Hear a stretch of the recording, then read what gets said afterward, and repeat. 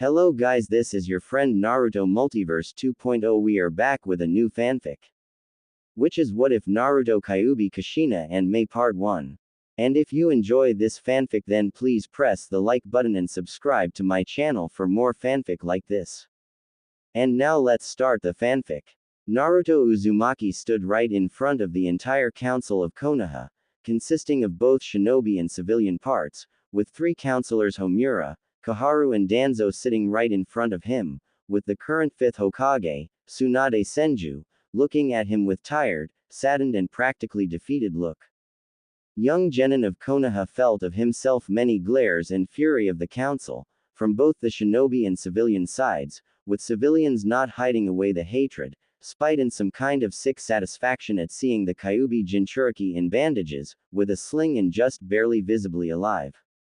Sasuke has done a very great number on Naruto, piercing his chest, breaking his bones and injuring Naruto so badly, that if it had not been for Kyuubi and his chakra, he would bit the dust before he had managed to knock that bastard out and drag him back to Konoha.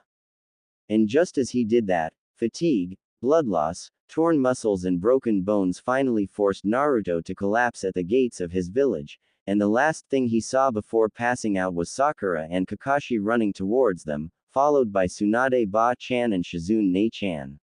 With that sight, Naruto was sure that he had completed the mission and everyone would thank him, and with those thoughts, he passed out.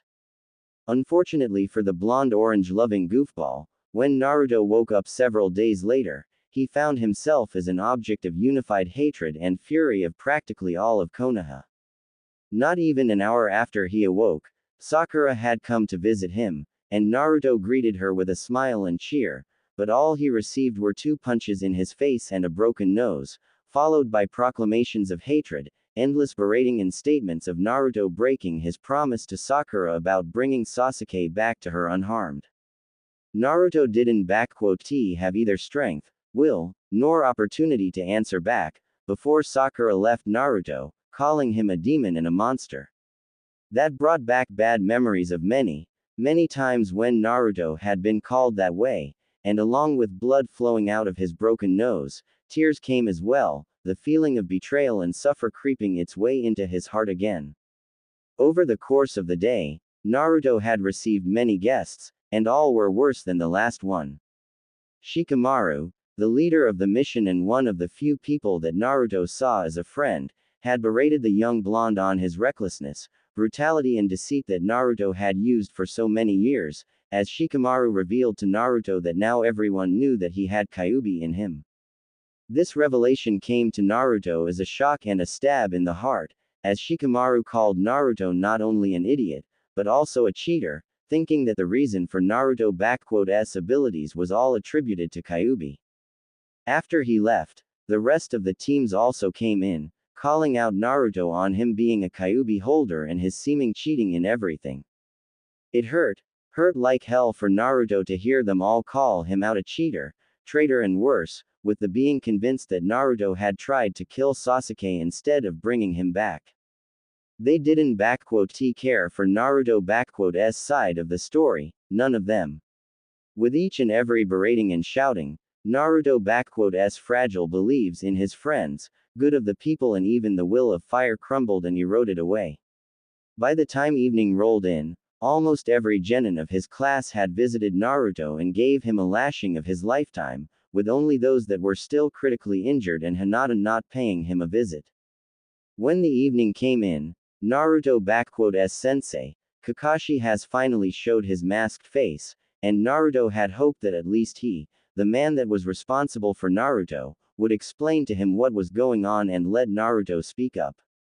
But alas, Naruto's heart sank even further and his beliefs were shattered, when Kakashi, with a tone of disappointment and harshness, told Naruto how he was disappointed with Naruto, stating to him that his mission was to bring Sasuke back unharmed, yet Naruto seemingly went out of his way to lash out on him, all because of the petty rivalry. Naruto listened as this man whom he considered to be the closest thing to an older brother and even father was verbally destroying him, revealing to the young blonde the real colors of Hatake and his endless favoritism of Sasuke Uchiha. Kakashi ended his tirade about the importance of teamwork, how Naruto had went up against everything that he had taught him, and also against the teachings of Naruto's favorite Hokage, the fourth Hokage, with information that Naruto was no longer his student, nor was his secret protected as Konoha Council finally revealed it to everyone in the open. When the Cyclops had left Naruto, young blonde looked worse than ever, with a feeling of his soul being torn to shreds and his heart crushed to nothing.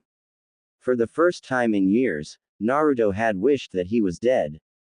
When the night rolled in, with Naruto hoping to at least lay down and sleep, he received the very last visitor, Jiraiya, the pervy sage and a man that Naruto had admired almost as much as the third Hokage. By the end of his visit, Naruto's opinion had changed drastically, as Jiraiya had expressed the very same disappointment and anger with Naruto as everyone else, with Toad Sage going as far as to admonish Naruto for using Rasengan on his friend to kill him and relying on the demonic fox to fight Sasuke. Just like all the others, Jiraiya cared not for Naruto's critical condition and what Sasuke had done to him, instead focusing on Naruto's failures. Toad Sage had expressed to Naruto that Lord Third and Fourth would be sourly disappointed with Naruto, especially the Fourth, along with informing young Genin that he was no longer a summoner for Toads, as Jiraiya had terminated Naruto's contract. Everything that Jiraiya had said, Naruto simply took in with a blank expression, showing no emotion or anything, only letting his tears fall freely as the man he once respected was berating him for practically nothing. When Jiraiya left Naruto, young blonde simply stared at the wall with the dead expression and not even will to move anything. Years of berating, beatings, isolation and hatred, and now all coupled with what he heard today from essentially the closest people Naruto had. Everyone has a limit to how much pain and sorrow they can take, and no matter how strong your spirit is, how powerful your will is and how much light you have in your heart. Naruto Uzumaki had always clung to the belief in best of people and that he had those that cared for him, yet today he faced the harsh and cold truth of his life. No matter how much he had tried, fought, bled and protected, people of Konoha will always see Naruto as a demon and trash. And with this realization, came the understanding that Naruto's dream of becoming a Hokage was only ashes to him now, because with so much pain, suffering and sorrow that he had experienced, Naruto's soul couldn't hold on to a hope of finding happiness in Konoha any longer. For the first time in his life, Naruto had let the long-quenched and restrained hatred for Konoha gain a hold of his heart. It was always there, festering and expanding, like a cancer, with every glare, every beating, berating, bias and more. Naruto had tried as hard as possible to quench it, but now, he accepted the simple fact that he had realized when he was a kid. He hated this place, he hated the Konohagakure and he hated its people for all they'd done to him. Naruto has had enough and the wall that held back his darkness finally crumbled, with the blonde accepting the cold and harsh reality as it is. The next morning Naruto was woken up from his dreamless sleep by Anbu and Shizune, informing him that he was summoned into the council chambers immediately. With the help of Shizune, Naruto was able to dress up and get to the place, where he stood now, feeling the collective glares, hatred and resentment from everyone in here, save for Tsunade, Shizune, Kurenai, Anko, Hinata and Anbu guards that were here, as Jonins were also summoned here, along with heirs of clans and current generation of Genins, including Sasuke, who was looking at Naruto with a victorious smirk and arrogance that couldn't be hidden away even by a Hokage mountain. Out of everyone in the room, Kurenai and Anko Mitarashi were looking at the bandaged and battered boy with unhidden sadness and sympathy, with Kurenai, much to everyone's surprise, practically having tears in her eyes, while Anko was supporting her, while Tsunade simply allowed her tears to fall. Naruto was surprised at looking at them all, but in his mind, he already knew what this was all about and he was already prepared to what was to come. He has had enough of Konoha already and seen how rotten it is for him, so there was little to nothing that they could to surprise Naruto at this point. Genin Naruto Uzumaki, in light of your atrocious behavior towards Konoha, dishonorable actions in the field, attempted murder of clan heir and fellow shinobi of Konoha, Sasuke Uchiha, usage of A-rank Kinjutsu and endangerment of Hidden Leaf Village by releasing Kyuubi chakra, the Council of Konoha has found you guilty of all charges. You are hereby stripped of your status as a genin and a shinobi of Konohagakure no Sato. Your property, valuables and money are stripped of you in order to compensate the damage done by you to Uchiha-sama in this village. Koharu read the verdict, with Naruto gritting his teeth from anger at how all of them have stripped Naruto of all that he essentially had. In addition to that, the Council of Konoha has found your presence in this village and land of fire to be a danger to both the village and our country. Because of that, you are hereby banished from Konohagakure no Sato and the land of fire for life. Should you ever be found within the borders of Hai no Kuni, you shall be executed on sight as an enemy of the state and traitor to Konoha. You have 24 hours to leave Konoha and 1 week to leave the land of fire.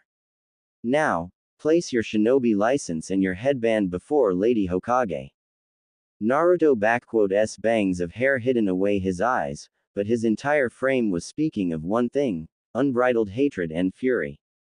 The sick satisfaction of civilians, Shinobi Council S smirks, the victorious looks of Sakura, Sasuke and counselors towards him, all and far more was making Naruto utterly furious, yet he contained it all in himself. This village has practically destroyed him, making sure to kill him since he was an infant and now it had achieved what it always strived for, while he was stupid and idealistic enough not to see it from the day one. Slowly, with a pain in his muscles and bones, Naruto made his way to Tsunade, who looked at him without hiding away her own pain and suffering. She had initially saw Naruto as small brother, but over a few months, her views on his changed, and Naruto became far more like a son she never had. Tsunade May never showed it, yet it made her heart warm when Naruto called her Ba-chan, occasionally even Aka-chan when she was particularly caring towards him. Not long after Tsunade had returned to Konoha and saw just how horribly Konoha has treated Naruto, she tried to her hardest to ease the hidden pain and anger that Naruto had in him, helping him however she and Shizune could. Restoration of Naruto apartment, good food supply, clean water, new and clean cloths and more. And now, this village has destroyed the young blonde and everything that was good in him for this place, and it hurt Tsunade. Hurt even worse when she had lost Dan and even Nawaki. As to her, Naruto was her son, and she was the one to fail him. As she was absent, tending to Naruto injuries, Council took this as a golden opportunity and used it to the fullest, doing its best to exile and destroy Naruto, take away everything that he had, all right under Tsunade nose. Tsunade had never hated the village her grandfather and granduncle had built, but after this and what she had found out later on in Sarutobi files, Tsunade truly, for the first time in her life, felt an utter hatred towards this place. Naruto saw the familiar pain in Tsunade eyes, and only gave her a sympathetic look. Young blonde May hated this village now, but not Tsunade, nor Shizune. They were never the ones to hurt or betray him. No, they were about the only ones to truly help him, to care for him as he was and without any deceit. He may look like a fool, but even Naruto knew that this farce was fully on hands of the council and not his surrogate mother and sister. With a free hand, he took off his headband and placed it onto the table, followed by his license on top of it. When Homura was about to reach it with her hand and a sickeningly satisfied look, Naruto slashed a kunai right into both of the, piercing the symbol of the village and his license, surprising and shocking everyone, as kunai went right through both objects and table, earning him even more heated glares. Before anyone had a chance to say anything, Naruto finally spoke up. "Good riddance," was all that he said, with a voice filled with coldness, hatred and resentment, one that was completely foreign to everyone ears, with Kurenai, Anko and Shizune breaking down at those words, while Naruto wobbled away from the chambers, not caring for the insults thrown towards him by his former friends and others.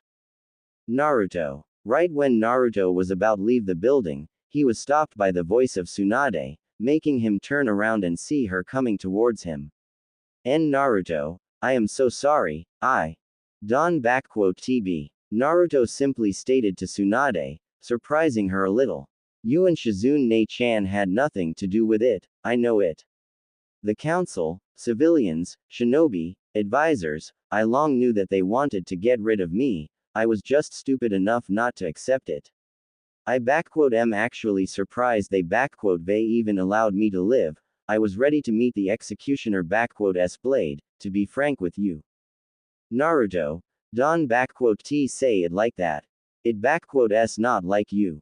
Tsunade practically shouted at him in shock. I know that what happened here was harsh and it was utterly atrocious, but don't let it get to you.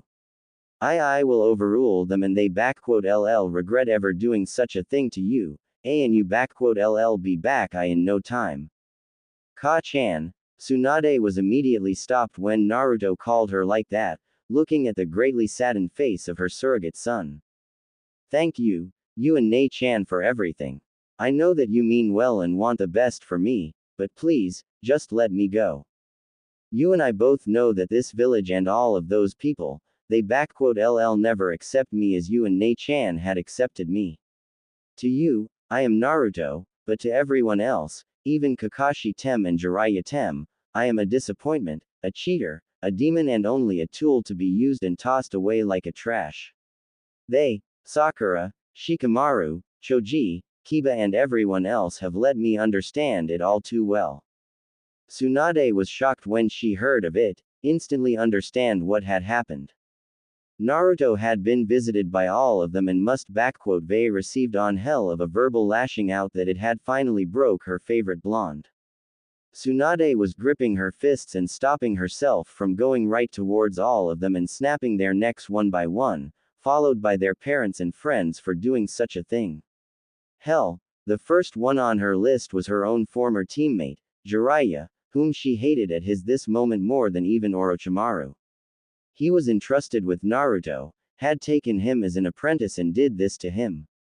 Jiraiya, I hope you already left this village, because if not, I personally send you to hell for this. Tsunade mentally swore to herself. And you, Sarutobi-sensei, I hope your pitiful soul is suffering in Shinigami-s stomach for what you have done to my Naruto and allowed those bastards out there to do to him.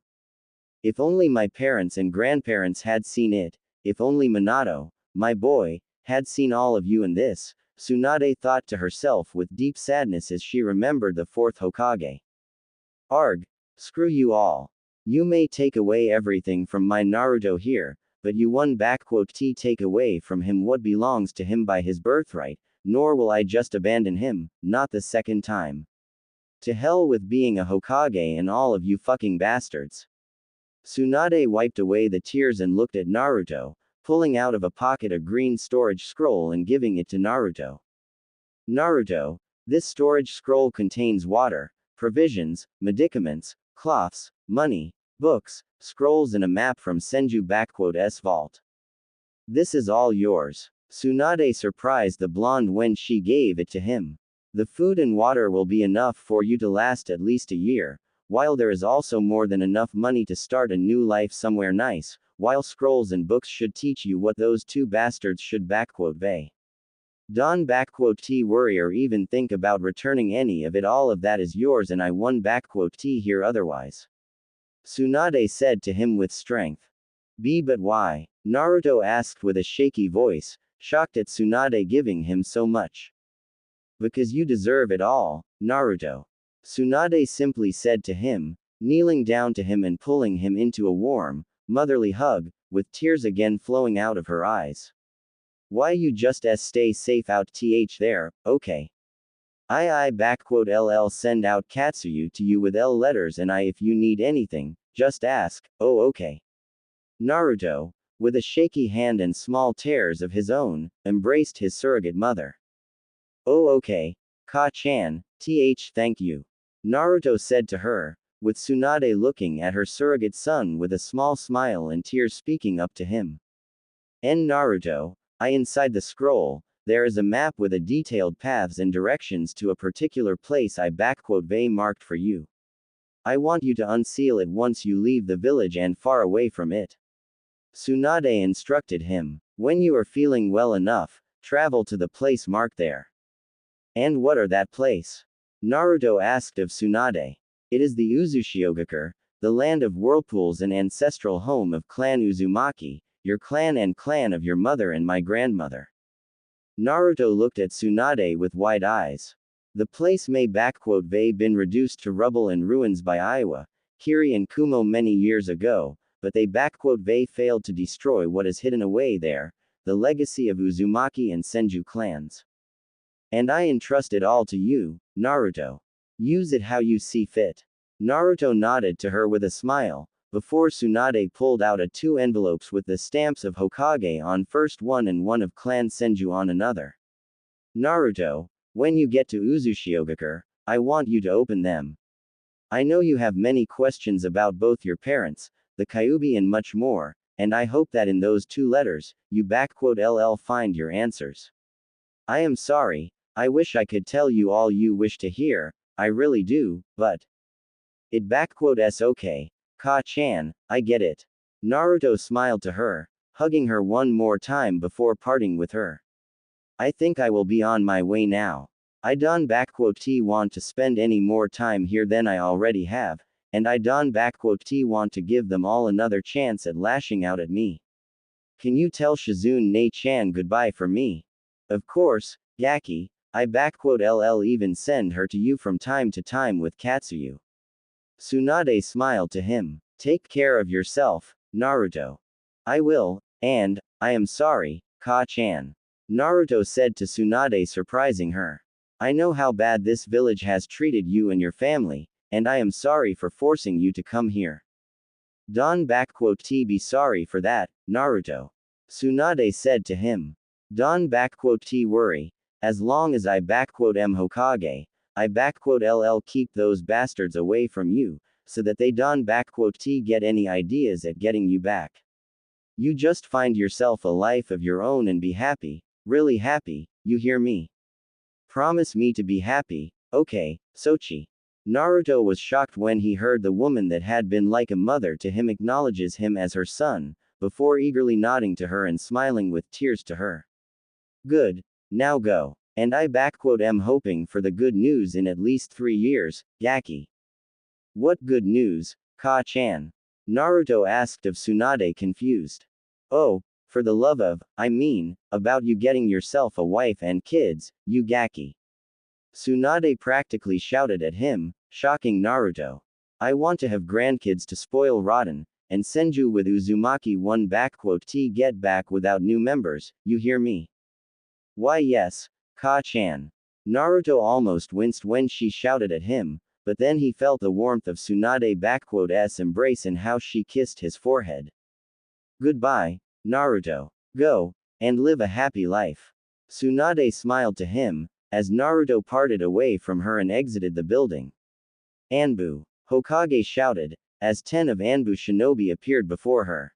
Neko, Okami, you escort Naruto out of the village and protect him while he leaves the land of fire. Anyone who will try to attack him are to be executed, no exceptions. Make sure that he gets to Uzushiogakure safely. Yes, Lady Hokage, as you wish. Both Neko and her partner Okami responded with clear eagerness and enthusiasm, already leaving to do their duty. Lady Hokage, is it wise to? Bor had tried to speak up, but he was met with a powerful glare from Tsunade and his comrades from Anbu. What will council and advisors say? To fucking hell what they say or suggest, I am a damn Hokage and I had damn enough of their scheming bitching.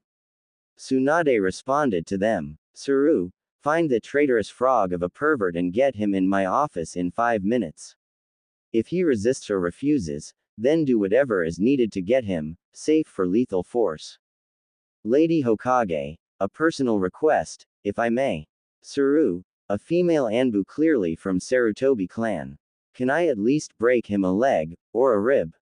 I promise, he will be in a coherent state upon delivery. Saru, Vei already said to you. If he resists, do whatever is needed to get him, safe for lethal force. Tsunade could Vei sworn she saw in Saru's eyes a murderous gleam, though she couldn't T fault an Anbu. If anyone is killing that bastard, that S gonna be me. Tora, Taka, you are now on surveillance of Sasuke Uchiha. He tries to even get close to any of the gates or shows any signs of leaving, I authorize you to detain him with extreme prejudice and send him to prison, got it? With pleasure, Lady Hokage. Both responded, feeling especially vindictive for the young blonde who S suffering they witnessed today, leaving already. The rest of you, carry on as you were. The rest of the Anbu nodded and disappeared, with Tsunade seeing Kakashi and Haruno Sakura already coming to see her. Hitaki, Haruno, what do you two want, and be quick about it. Lady Hokage, I wish to ask you to train my genin Sakura Haruno as a medical nin, since, Kakashi had begun with his usual eye smile, but he was immediately shut down. Denied. I will never train this disgrace of a kunoichi in arts of medicine and surgery, never in my entire life. Tsunade harshly and mercilessly replied, shocking Kakashi and Sakura. But, Lady Hokage, I have a perfect control of CH chakra, A and my grades W were at the top of the class, and Kakashi-sensei, Sakura tried to defend her position, but Tsunade didn't give her any room for argument. And I am your Hokage, Haruno, and if I say no, then it stands, period. And as for you two, and that, precious, Uchiha of yours, your Team 7 will now be on D-rank missions for the entirety of the next 6 months, half of your earnings will be exempt from you in favor of the Konoha orphanage, while Sasuke Uchiha's earnings will be only 1/5 from the missions. Additionally, you are prohibited from entering the next 2 Chunin exams. And as for you, Kakashi, all of your earnings from those D ranks and your next 20 C ranks, because you will only stick to them from now on, you earn will be sent to orphanage, understood? Tsunade gave them the death glare, shocking them. Lady H Hokage, why you can T just. I can and I already did, Hitaki, so shut it. And if you think the council will be able to overrule me, think again. Suggest you spend this time teaching your genin some actual training instead of those teamwork exercises, because Sakura Haruno is now on month of probation due to her poor record as a shinobi. If within the said month she does not improve her skills, I LL personally boot her out of the shinobi program and deny any appellations about return. And until the probation is over, no other shinobi of any specialization will give her any training. The criteria for completion of the test I LL give you later, Hitaki, so you best get to work, because if she fails, then I will consider it as an evidence of your incompetence as a Jonin shinobi and there will be a suitable punishment for this for you. As for your favorite Uchiha, I LL be placing a special traitor mark upon him, so as to make sure that pathetic excuse for shinobi Dosen T escape again, and if he does, you know what will happen with him. Don TU. Lady Tsunade, you are taking this too far. What could Vei caused my team to suffer such uncalled for punishments? Kakashi asked of Tsunade, genuinely shocked at hearing this, knowing full well just what a special traitor mark means in shinobi world. Your blatant bias, favoritism and also your inadequate work as Jonin, shinobi, and self-proclaimed best student of 4th Hokage, Hitaki. Had you really cared for Minato teachings and followed him, you would Vei known by now, that you Vei sullied his memory and legacy in the worst possible way. Now, get out of my sight.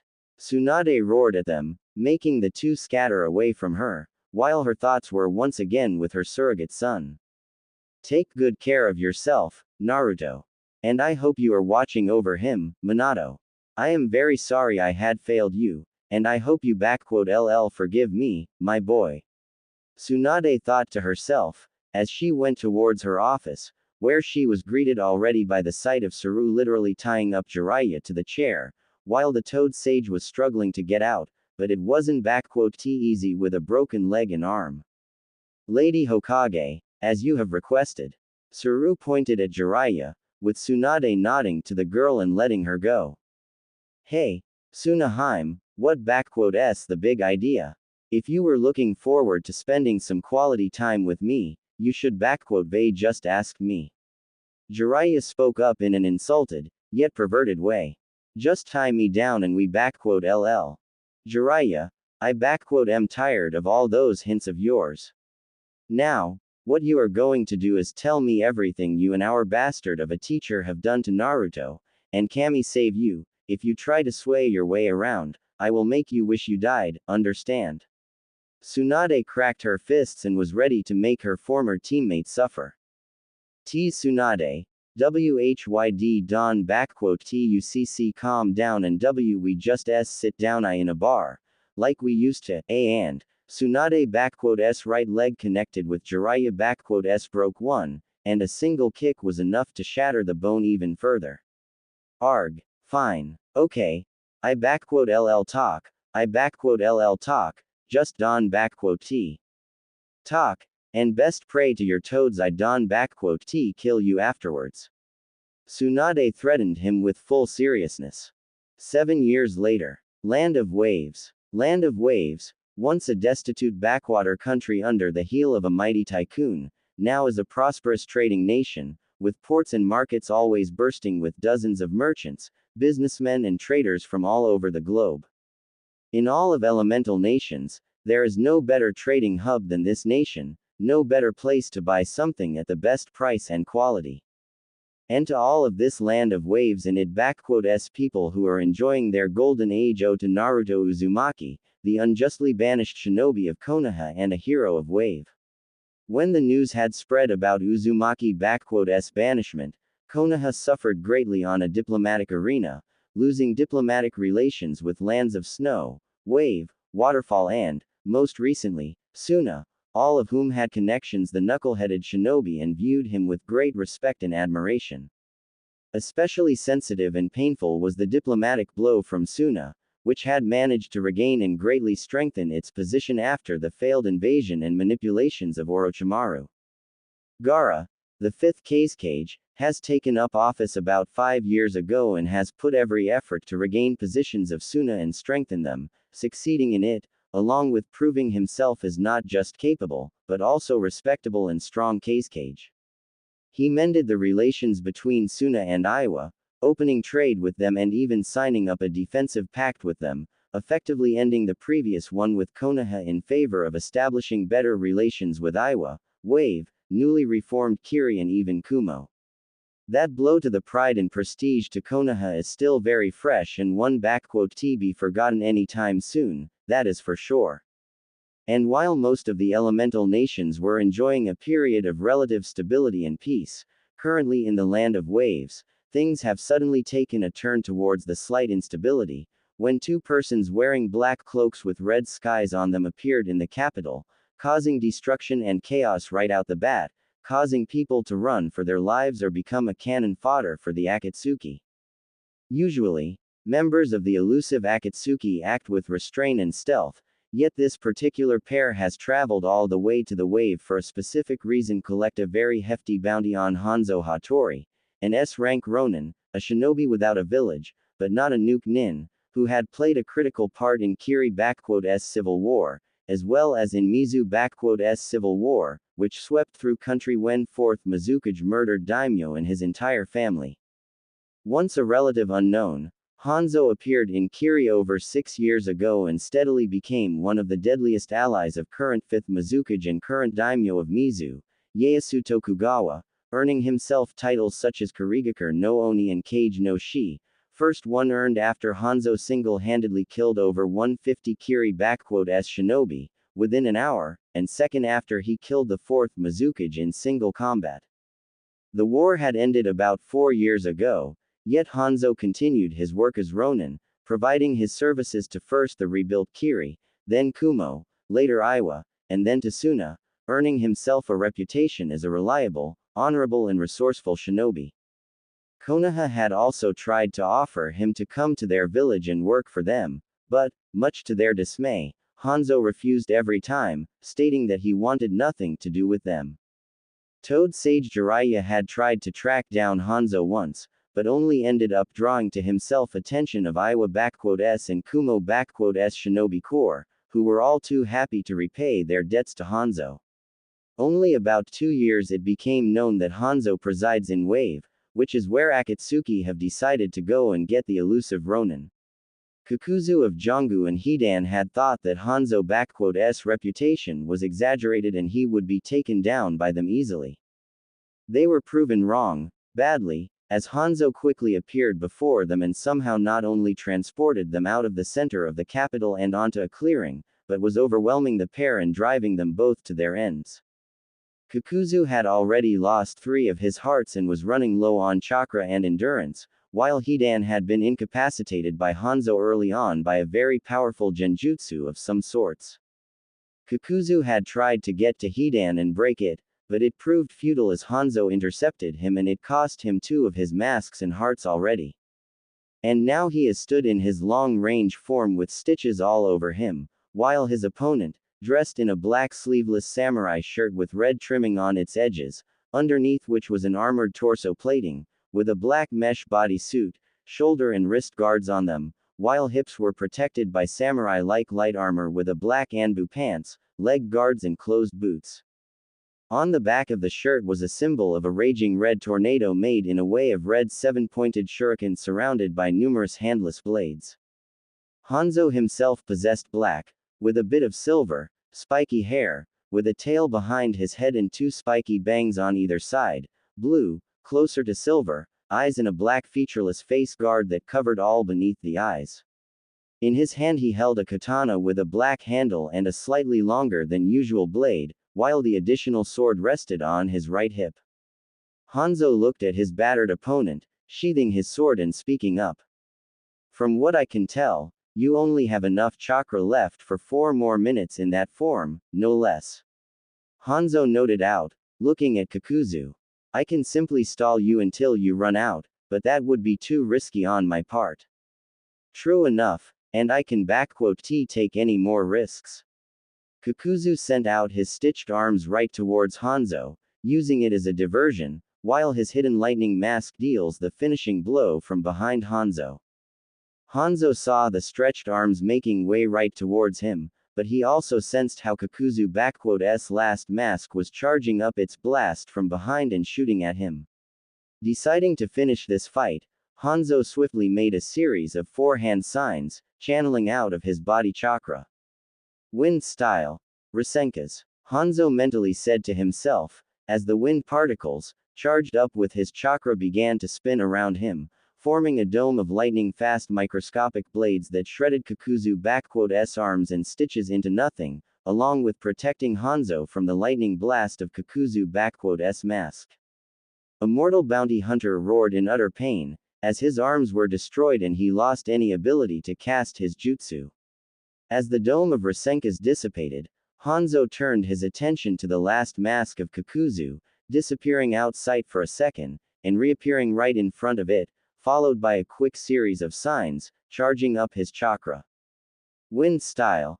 K's no Yaba." And from Hanzo's palms flew out invisible small discs of wind, swiftly striking the lightning mask and shattering it, with the rested stitches falling apart. Hanzo turned his attention towards Kakuzu, who was already trying to escape from seemingly unbeatable opponent, literally running in the opposite direction from him. "Damn it, I haven't been so soundly beaten since Hashirama Senju nearly killed me. That Hanzo is nothing like the Amekage one. It like I was fighting Itachi Uchiha without Sharingan, but with Kisame endless supply of chakra and speed of 4th Hokage, damn it." Kakuzu thought to himself, as he ran past his still entranced partner, leaving him to his fate. "I need to inform the leader that we might have a serious problem with." Kakuzu's train of thought had been stopped, when he suddenly saw Hanzo standing right in front of him, and charging what seemed like a spinning ball of pure chakra with fire coursing through it. "Should they ran when you had the chance, bounty hunter. Fire style. Resentayu." Hanzo simply said, as threw the flaming ball of chakra at Kakuzu. Once the sphere had connected with Kakuzu, it immediately expanded around Kakuzu, engulfing him and burning away all that there was of him and everything there was in a radius of 2 meters, including grass, leaves, trees and even stones and ground, like a small miniature sun, in honor of which it was named. Once it had dissipated, Hanzo let out a sigh, seeing only the glass floor where once was Kakuzu and nothing more. One down, one more to go. Hanzo simply said to himself, moving towards Hidan, who still stood immobilized, with only his face giving away the twitches and microspasms, with his 3-bladed scythe laying down. Another one of Jashin fanatics, like I Haven T had enough of you in Mizu no Kuni. Hanzo, in a swift motion, grabs his left katana and easily, with the speed of a lightning, slashes Hidan S head off of him, breaking his genjutsu and letting the dismantled body fall onto the ground. What the fucking shit piss did you do to me, you bitch? Hidan immediately shouted at Hanzo, seeing his head laying on the ground and his body near him. Do you know what I LL do to you when I get my hands on you, you? No, because you won T have a chance.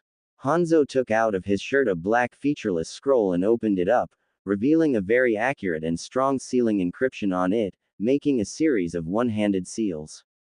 Uzumaki's secret Fuinjutsu, demonic void prison.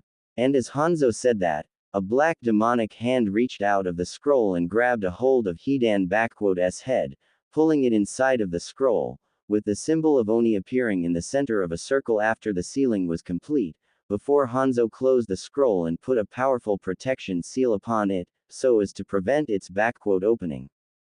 Taking away the scroll, Hanzo let out a sigh that carried a bit of tiredness in it, as while it may been a relatively favorable fight on his part, it was still a tough one nonetheless, especially considering that those two were from the Akatsuki. He was counting himself lucky today that he faced off against Kakuzu and Hidan, who had long managed to establish themselves a fearsome reputation in Underworld and all across the elemental nations. It is always easier to fight off against the enemies that are famous, since their abilities are known at least in scarce details, and those two weren't the stealthiest lot, so Hanzo, knowing that he would eventually become a target of the Akatsuki, prepared himself for an occasion. Still, he was extremely lucky that they not only were among the weaker Akatsuki, but also underestimated him, badly. However, while he may won this match, their appearance here means only one thing for him and his family. Their LLB others, and next time they LL probably send someone of a better skill, much better. Hanzo thought to himself, as he made a series of hand signs. Fire style. Ao Inden. With that, he spit out of his mouth a flame of blue fire and engulfed with it the body of Hidan, standing over it and watching how the dismembered corpse turned to ashes and never to return. Considering that a single Ronin has managed to kill both Akatsuki members at the same time, they will most certainly send those that are the most proficient and dangerous to deal with. And since I don't know who is at their top, yet, I can only prepare for the arrival of Itachi and Kisame, and either of the two could easily kill Kakuzu and Hidan, so it won't be a walk in the park with them, especially not with Itachi. And worst of all this, we LL have move out of here, and soon. Hanzo let out a second sigh, knowing full well what a pain it going to be for him and his family now. Well, point standing around here. The girls must be going crazy with worrying out at home. And with that said, Hanzo disappeared in a flash of black and red. Hanzo house. Appearing in front of a two-flowered wooden house, a relatively modern-looking one, but not an excessive or too expensive-looking either, Hanzo removed the face guard off of him and went straight to the door. Opening it up, Hanzo was immediately greeted by the sight of two women, both looking ready for a fight, but immediately relaxing at seeing him. The first one was a young beautiful-looking blonde woman with long blonde hair flowing freely, dark eyes and red lipstick, wearing a short-sleeved black and purple blouse and black pants, both of which had a design similar to clouds on them. The young woman relaxed, seeing her husband, as her nails shrunk back, and two blue flaming tails disappeared, smiling with a relief at him. The second woman had long, bright red hair and large, pupilless eyes.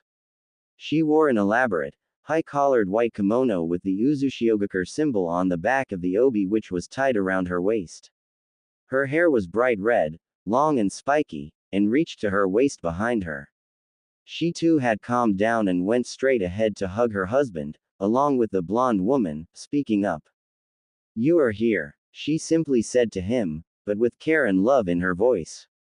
"You should they let us both go with you, and who would they stayed to look after the house, after Yasaka and Masamune, Kurama?" He asked of his first wife, Kurama, or otherwise known as Kyuubi no Yoko, who stood in her human form, which she modeled after her first host, Mito Uzumaki, whom Kurama greatly respected, loved and admired. "You would they killed me if something happened to either of them, and you know it. Still, leaving us out here in dark," spoke up Yugito Ni, a former kunoichi of Kumogakure and Jinchuriki of Nibi, declared long dead after her own battle with the Akatsuki 4 years ago, but saved by the man who holds her now. "We could they left Matabi with them and go with you." "Mo, Don T you talk like that, Yugi-chan.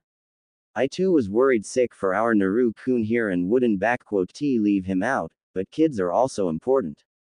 Came the voice of a young beautiful-looking woman with black and blue hair, wearing a sleeveless blue dress with a black pattern on it, showing off her figurine and tattooed legs and arms in pattern of stripes, with right eye of yellow and left of green, and with seeming tattoos of cat s whiskers, rushing towards her husband and hugging him. "Naru-kun, tell me, are those?" "Yes, Mata-chan, they are gone, and they won't hurt either of us here, nor our children," said Naruto Uzumaki, once a former shinobi of Konohagakure, a Jinchuriki of Kyuubi and betrayed by the very people he swore to protect, now known to most of the world as Hanzo Hattori, husband to 2 Biju and another former Jinchuriki, father to 2 children and one of world s strongest and most dangerous shinobi. "And I won let them, never."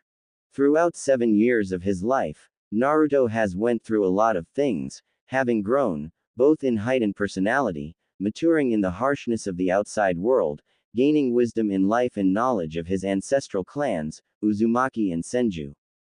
He went through one hell of a journey before he got where he is right now, and his first stop on that journey was Uzushiogakure, the ruins of once mighty and proud hidden village of Uzumaki clan. At first glance, Naruto didn't believe he would gain anything there, but Tsunade was right, as she had left him instructions to him on how to get to one place that Uzumaki had preserved the most. The hidden temple of Sage of Six Paths, where the most valuable and precious things that Uzumaki had kept, something that all nations in the world craved, yet only Naruto had access to the great Uzumaki library, housing hundreds and hundreds of scrolls, books about ninjutsu, taijutsu, genjutsu, kenjutsu, and the most valuable of them, fuinjutsu. The knowledge of over 10 generations of Uzumaki, Senju and even Utsutsuki Hagoromo himself was at Naruto's disposal. With a determination matched only by his desire to learn, to grow stronger and surpass what he once was, Naruto took to all of it like a fish to water. While for the most people it would take 100 years to learn what Naruto had learned, for him it was only a couple of years, with his shadow clones, natural talent to learning things, Uzumaki blood and Kurama-s help, who, despite Naruto-s initial disbelief, was not just friendly with him, but also very much interested and adoring of him, caring for the blonde very much. The reasons to that, along with a great number of revelations about Konoha, his past and his time in Konoha came only later, practically at the end of his stay in Uzushiogakure, and they had only cemented what Naruto had made himself into, transforming a blonde, loud-mouthed idiot into a true definition of shinobi, with knowledge and legacy of his clans in him. When he had left Uzu for the world, Naruto was far smarter and more mature than before. Knowing that as a Jinchuriki he would be prime target not only for Akatsuki, but also to other villages. Naruto changed his looks, getting rid of his whisker marks completely, changing his hairstyle and color, cloths and even personality, creating who would eventually be known as Hanzo Hattori, a ronin that helped put an end to chaos in Mizu no Kuni, earned a reputation of one of the most feared shinobi on the continent and more. Naruto didn't think he would end up becoming who he is now, but he was glad that he did, as he helped put an end to 4th Mizukage and his reign of terror, with Ieyasu Tokugawa unified the collapsing nation, saved the 3rd Tsuchikage from an assassination by Han, a fellow Jinchuriki that went rogue, gave Gaara peace with Shukaku through modifying his seal to the same level as Naruto s, and not to mention many various things he has done to Kumo, Iwa, Suna, Kiri and others. But probably the most important things in his life that he had achieved were falling in love with Kurama, Yugito and Matabi, and fathering Yusaka, his and Kurama-s daughter, and Masamune, his and Yugito-s son. With the absolutely extensive knowledge on Fuinjutsu from Uzumaki, texts of the Sage of the Six Paths and medical colossal knowledge of Mito Uzumaki and Hashirama Senju, Naruto had found a way to let Kurama be free without dying. He freed her of her prison in him, but he is still connected with her nonetheless, capable of drawing her chakra trough the link they share. By the time it happened, he and Kurama had long fallen for one another, and Kitsune didn't hesitate to marry her former jailer, taking a form closest to her spirit and fancy. Soon after that, Naruto and Kurama had rescued Yugito from Kakuzu and Hidan, and the former Kunoichi of Kumo stayed with them, for she was badly injured and considered dead. Soon after she recovered, the former Konoha nin grew on to her and she fallen for him, as did her own tailed beast, Matabi. It was awkward at first for Naruto, but he accepted them as well, and so, after freeing Matabi, they became one big family, that soon grew in number, with Kurama giving birth to Yusaka and Yugito giving life to Masamune. The fact that Kurama was pregnant was a shock to all, including her, but it would seem when Sage of Six Paths gave birth to tailed beasts, he granted them ability to become humans at will, and it came with the possibility of giving births to children. Never in her life had Kurama been happier than when, with the help of Tsunade, she delivered Yusaka and held her tiny baby in arms, with tears of happiness. Mama, Papa, just as Naruto had thought of, a voice of a 4-year-old little girl dressed in a yellow and black kimono, with golden eyes and long golden hair, came down from her room, followed closely by a little 3-year-old boy with short blonde hair, eyes blue and dressed in a blue shirt and white pants, looking at their parents. Are the bad people gone? Yusaka asked innocently, with Kurama moving to her, while Yugito went to her son, both kissing and comforting them. Yes, my little Kitsune, they are gone, and one hurt neither mommy or daddy, or your little brother. Naruto said to Yusaka, going to her and Masamune, kissing their foreheads. Now, let see what your mommies have cooked up for us, shall we? Evening. Just as the children had went to sleep, Naruto and his wives came together in the guest room, knowing that they need to discuss something very important. They didn't want to scare kids, so they waited until they were asleep. And now, when there was no one to interrupt them, Kurama decided to begin. We all knew that this would happen eventually. Kurama said evenly. Akatsuki are starting to move, and it's clear that we are their target. Kakuzu and Hidan didn't know about me being your Jinchuriki, nor about you, Yugi-chan, or Mata-chan. They were here only because of the bounty on my head. Naruto clarified, with Matabi and Kurama breathing a sigh of relief. But, now that both of them are dead, I imagine Akatsuki will send their best after me. After all, there is a guy who had single-handedly killed 2 of their members. Had I been them, I wouldn't let it slide that easily, and considering they know where we are, it only be a matter of time before they come here with big guns. As strong as all of us are, I do not want to take any chances, especially with our kids' lives on the line. Me neither. I shudder at the thought of something happening to Ma-kun or Yusaka-chan, Yugito agreed. In that case, we LL have to decide where to go. Obviously staying here is pointless, and any other small nation is a no-go either. Our only options are the Big Five and their hidden villages.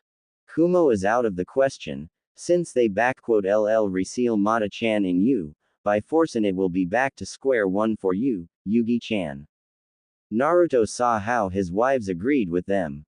While Raikage and I are on good relations, I wouldn't put it past him to stab me in the back and use us all for his own benefit.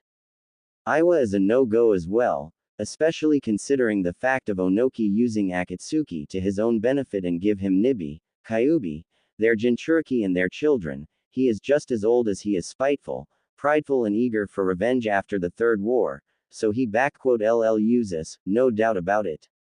And as for Konoha, Yugito and Matabi clearly saw the looks of hatred on both Naruto and Kurama. No, never. I won those scums get even in 100 miles radius to me, Naru-kun and our children, not after what that bastard third and his frog apprentice did to us. Kurama said with strong anger in her. I never held any ill against them before. I understood what Mito had to do. With Kushina, it was hell, and she was nothing like Mito-chan, always so. They had more than enough reason to hate her. But all of that doesn't even compare to what those bastards have done to Naru-kun, and how they banished him. Had it not been for Yusaka and those few that are grateful to in Konoha, I would gladly level it to the ground already. So far, Konoha and the rest of the world think that Naruto Uzumaki is dead, and it best that way. Aside from Tsunade Ka-chan, Shizune Ne-chan, Enko Ne-chan and Kurenai Oni-chan, I do not trust any of them, especially the council and advisors. Naruto stiffened up when he remembered them all. And if they find about Yusaka and Masamune, what Hiruzen and Jiraiya did to me will be nothing compared to what those bastards do with them. Hell, I would pay money to see Kurama go at Konoha. Which means that our options are Suna and Mizu.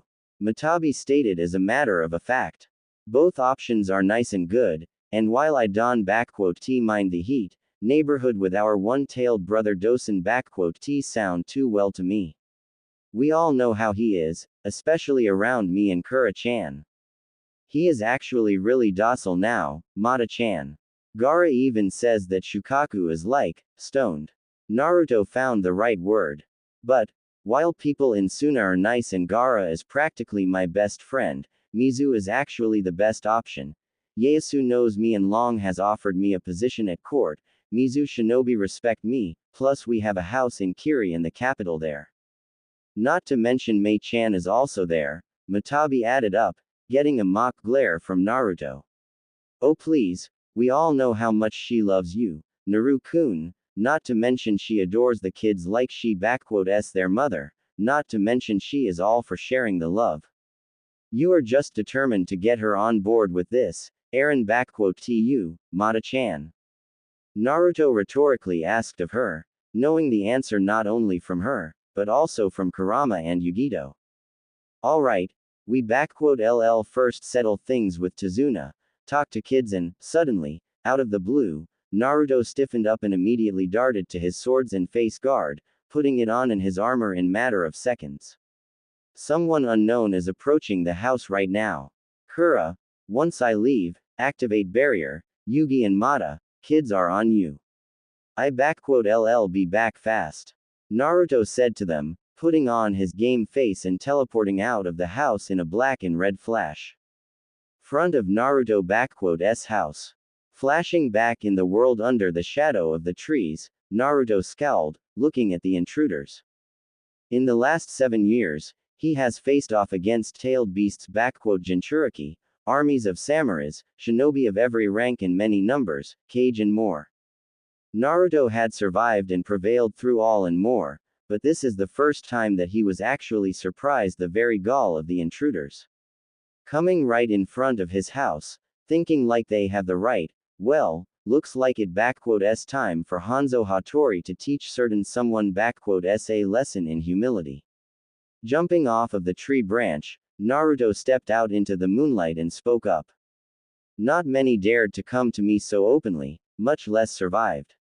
Naruto spoke in cold and emotionless way, eyeing the intruders. Now, state your business, shinobi of Konoha. To what do I owe the displeasure? Right in front of Naruto stood the entirety of Konoha S11, now promoted to the Chunins, some to Jonins, all grown up and prideful, standing right in front of Naruto. He saw familiar faces of Rock Lee, who had called him out as unyouthful cheater and deceitful demon, Shikamaru, who berated him for what he has done to bring the precious Uchiha back, Kiba, Shino, Tenten and more. The ones that were most interesting to him were Sakura, who looked just as she used to, only older and more mature, but overall, just as pitiful, pathetic and arrogant as ever. Naruto blamed Third and Jiraiya for making him develop a crush on her, due to certain reasons. And the next one who was interesting to Naruto was the man himself, Sasuke Uchiha, fully grown, sporting the same duck butt haircut, but now with a special traitor mark displayed on his right side of the face. Not only a leash, but also a brand, the mark to everyone, that this man had betrayed S village and everyone must know it. And if he ever decides to do it again, he won't live long enough to regret it. Along with the former Genins, Naruto saw their former Jonins, scowling at Guy, Asuma and especially Kakashi. Only Kurenai, the only person here, whom Naruto was actually happy to see and wished to only talk to her in private, yet. Hanzo Hattori, Shinobi no Akuma and Kurigakure no Oni. Kakashi could only see a slight nod from the man standing in front of him. You have made quite the reputation for yourself. The man that has massacred clans of Oda, Saito and over 100 shinobi in 1 hour. Only my former sensei was capable of such feats. Fourth Hokage was a true shinobi no kami of his time, I am content with shinobi no Akuma. Now, what do you want, Konoha? I do not like to do business with you, so be quick. Naruto placed his hand on his sword, seeing how most of the former genins already went into a fighting stance and even a genjutsu was sent his way. Word of advice, Haruno, pitiful genjutsu like yours will only aggravate me more. You have 3 minutes to state your business and get out of here. Or what? You honestly don't expect to defeat all of us here on your own? Kiba boasted loudly, with Akamaru barking up in agreement. You may be famous and all, but there's no way you can take me down. 2 minutes and counting. Naruto simply stated, not fazed by the threat. Kiba, silence yourself, we are not here to fight. Kurenai glared right at him, turning back to Hanzo Hattori. Hanzo-san, we come here not to fight, but to negotiate. Our Hokage, Lady Tsunade Senju and Council of Konoha, wish to make contact with you and invite you and anyone you wish to bring with you to Konohagakure no Sato. There is a dangerous group known as Akatsuki, all S rank, one-tailed beasts, one of them is Itachi Uchiha, the man that massacred his own clan. Naruto took a small moniker of pleasure at seeing the scowl on Sasuke's face. Heard of them, met them, fought and killed a couple of them most recently. Naruto saw the shock on their faces. Your perverted frog the only who has been doing their homework. You want my help in taking care of them, but why should I even bother? As far as I know, your Jinchuriki has long died, so, technically, you are in no danger. That is where you are wrong, Hanzo-san. Naruto heard a new voice, and saw how through the crowd of genins stepped a red-haired woman with violet eyes, dressed in a Jonin uniform and with an Uzumaki family sword on her hip. Out of sheer sight of her, Naruto scowls and barely restrains himself. My name is Kushina Uzumaki, and my son, Menma Namikaze, is the Jinchuriki of Kyuubi, and ask of you to help me protect him. Spoke up Kushina Uzumaki, the woman that had given birth to Naruto and abandoned him in favor of his twin brother, Menma Namikaze. Once, Naruto had dreamt of several things to have, as an orphan. They weren't as grandiose or audacious as one would think of him, no. Before he dreamt of being a Hokage, he wanted something that he had longed for throughout the entirety of his life. And that was to have a family, to be loved and cared, to have parents that support and protect you throughout your childhood and guide you to adulthood. Every orphan dreams of it, and Naruto was no different, longing for having a family, parents and be loved and cared. To be rid of the constant loneliness, to feel the warmth of mother's embrace, to be proud of a father praising him. Yet, Naruto was devoid of it all, never to feel it. And it wasn't his choice, not by any means, since this was the decision made by the very woman that stood right in front of him, the woman that had given him birth and was supposed to have nurtured and protected him in this world. But instead, she abandoned him in favor of his twin brother, leaving him out in the cold, harsh and unforgiving Konohagakure no Sato, to be used as it Jinchuriki, manipulated, used and practically destroyed as a breathing feeling human being not just by its council and Danzo, but also third Hokage and his only loyal apprentice Jiraiya. And all of that, all the torment, suffering, loneliness and more, it all started with Kushina Uzumaki abandoning her firstborn son and never looking back. It would surprise many, but Naruto had long known about his mother and twin brother, for over 7 years to be precise. It was an utter shock for him, to read from Tsunade's letters about his origins, his real parents and what had happened to him.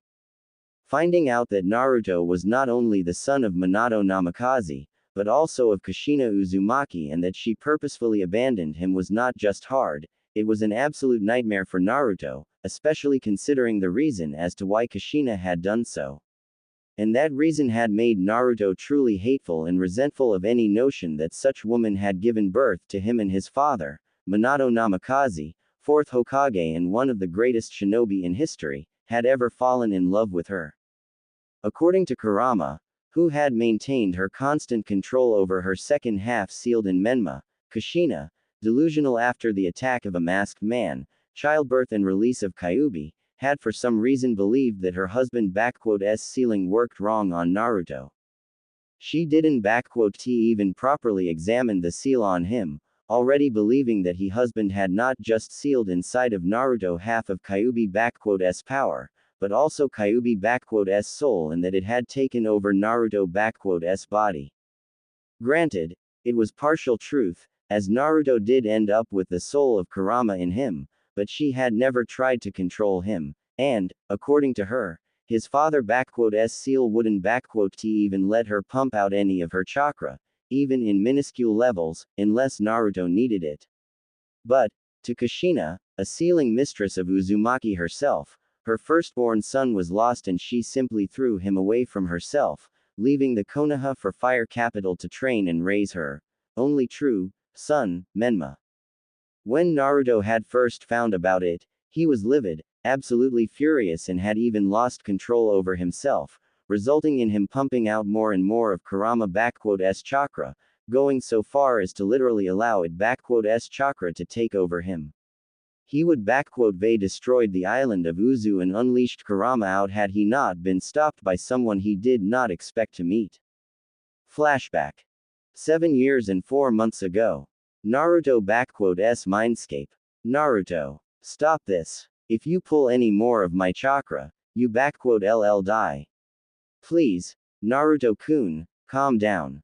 Kurama was desperately pleading for her host and poor soul to stop what he was doing, but it was all for naught, and the giant fox was forced to look from her cage how the walls of Naruto's mind and seal were getting destroyed. That woman, abandoned, alone, I will kill her. Naruto roared inhumanly, more and more chakra of Kurama being unleashed in the real world and his body already transforming into a vessel of red chakra with fox tails starting to come out. Naruto, please, I beg you. Kurama was looking how her host was about to lose his life, and even though with the destruction of this seal she would be free, she did not wish to witness her first friend's death. Damn you, Kushina, Naruto, stop this, or you will. Naruto, that is enough. Suddenly, a new voice came from the folds of the Naruto's mind, snapping his mental projection out of his rage for a second. That split second was more than enough for the newcomer to appear right in front of Naruto and push him away from the cage, as he was about to rip away the seal. Naruto stumbled and fell down into the water, anger and rage leaving his eyes and mind in an instant, as shock and surprise came over. He looked upwards, to see a young blonde man, with sky blue eyes and spiky hair, dressed in a white Haori and Jonin uniform, standing over him, extending his hand. It didn't take any time at all for Naruto to immediately recognize who that man really was. Fourth Hokage. Dad, Naruto looked up in awe, as Minato Namikaze, 4th Hokage of Konoha, and father to Naruto smiled to him. But how and why? When I sealed the half of Kyuubi chakra in you and the other one in Menma, I had also split my chakra evenly between you, sealing it as a failsafe, in case one of you ever were to unleash Kyuubi or the seal to be broken externally. Minato explained, as Naruto shyly accepted his hand, rising up from the waters. In your anger, Naruto, you began to unleash more and more chakra of Kyuubi. If you hadn't stopped, you would died, son. I had tried to stop him, Yondaime, but your damn seal prevented me from that, so I am blaming you on this part. Kurama complained loudly at the man, making him turn to face the giant fox. I would praised your work here, Minato, but after what Naruto had went through, I would much rather rip you to shreds, along with that cursed woman and your teacher. Do you even know what they put Naruto-kun here through and what your predecessor had done to him? Because I LL be more than happy to explain it all in great detail. Kurama roared in fury at the man that sealed her, but Minato didn't flinch even a little bit. You don't have to tell me about it, Kyuubi. I know what they have done. Minato said to Kyuubi and Naruto, shocking them both. I watched through Naruto's eyes and witnessed it all firsthand, and it is part of the reason why I am here now, Naruto. Minato turned to face his son, a saddened look on his face and apologetic eyes were seen by young blonde. Naruto, I know what you have been put through, all about it and even more than you think. And, while as a Hokage, I may try and understand that what had happened to you was necessary, but as your father, a loyal shinobi of Konoha and a human being, I do not see any excuses to what they had done to you. And all because of the choice I had to make, my son. And for that, I ask for your forgiveness. I have no excuses to offer, only the truth. Dad, what do you mean by all this? Naruto asked of him, with Minato answering to him. Naruto, when you were born and I had to seal away the Kyuubi, I had a few moments left in the world and I asked of Kushina to look after both you and your little brother. I also had wished for Hiruzen to inform my mother about you and your brother, so that she may help raise you, but right after I had passed away, your mother had decided to abandon you, convinced in her grief, sorrow and delusions that Kyuubi here had taken over your body and that my sealing didn't work properly, has decided to leave you in Konoha. Minato told his son with sorrow and great deal of disappointment in his voice. The woman I had loved for all my life, who had made me the happiest man in the world, I had known Kushina feared Kyuubi greatly, hated it so much that it clouded her judgment at times, but to go so far as something even I couldn't see happening, nor can I forgive her for doing such a thing. Not for abandoning you, nor for how she had turned the village against you. Turned the village against me? Naruto was confused. Before she left, Kushina had informed clan heads and council of Konoha that Kyuubi has taken over your body and you were no longer her son. Minato saw the utter horror and shock on his son's face. Sandaime and several others didn't believe her, but it was enough for the others and with that, Kushina turned the entire village against you. She even offered a reward for avenging your death at the hands of Kyuubi monster. Naruto simply stood there, frozen in one place and unable to do anything but think about it. His own mother, not only had she abandoned him, but she went as far as to persuade the entirety of his village to start hunting him down. She even offered to pay money for it, for killing her very own blood and son. It now explained to Naruto why the entirety of Konoha had not just hated him, but also hurt him so much, why there were the beatings, fox hunts and more. Now it made sense to him, and it only made Naruto hate his mother even more than before. Kurama saw how her favorite blonde was starting to slip into more of anger again, her eyes looking at him with great sadness and sympathy, before she spoke up. So, Yondaime, and how would you know all of that? I remember that little meeting well, but how did you know about it? Kurama asked an obvious question. Kyuubi, I thought out of all the Biju you were the most intelligent and intellectual, or were Mito Uzumaki*s notes wrong? Minato smirked a little, when he saw Kyuubi*s look of surprise. Just like you, I had been watching over both of my sons and I know what had been happening, since Naruto was on that council meeting with Menma in hands of Kushina. I merely stayed away from your sight, which I have to admit, wasn't all that easy. Kurama simply huffed and turned away theatrically, while Minato turned back to speak to his son. Naruto, I know how angry you have every right to be furious. However, I want you to forget about it, to let it go. What? How can you ask of me to do such a thing, Dad? Konoha, all of my friends, you saw how badly they treated me, how they just spit on me and hurt me and you want me to let it all go. Do you even know what it's like to? Naruto ranted at his father, who had interrupted him. I know how you feel, because I myself have been in your shoes, son.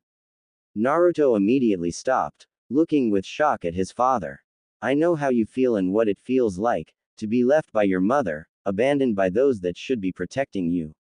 Believe me, Naruto, I know how it feels like, because I had went through it myself when I was your age, when I found who my parents really were.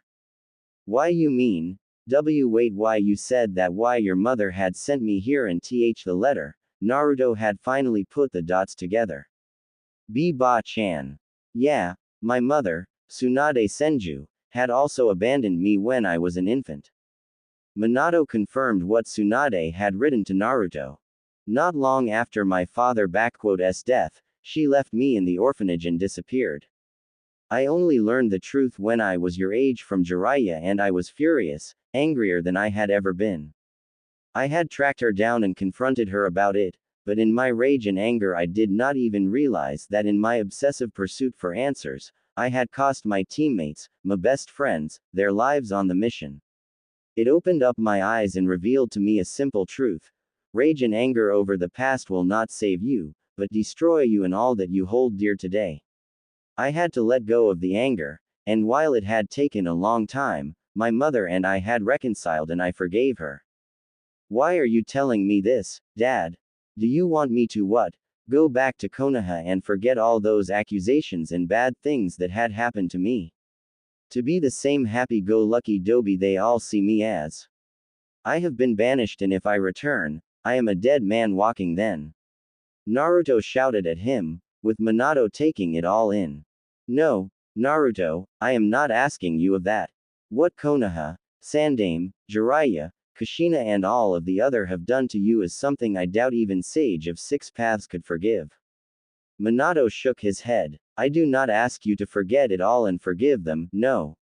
All I am asking of you is to let go of this hatred that is inside of you, quell down your fury and move on with your life.